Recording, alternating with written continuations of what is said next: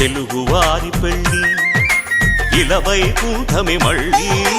సంప్రదాయమే సౌందర్యంగా సాగుతున్న పెళ్ళి ఇది తెలుగువారి పెళ్ళి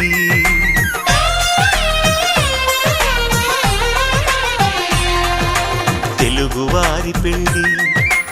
ఇలవైకుంఠమే మళ్ళీ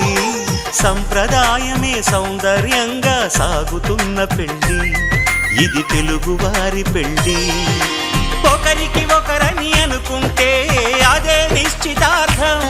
ఆ నిర్ణయానికి తలవంచడమే పెళ్ళి అంతరార్థం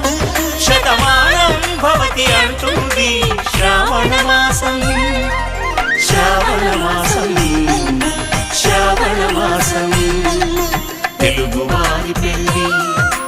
ఇలవైకుంఠమే మళ్ళీ సంప్రదాయమే సౌందర్యంగా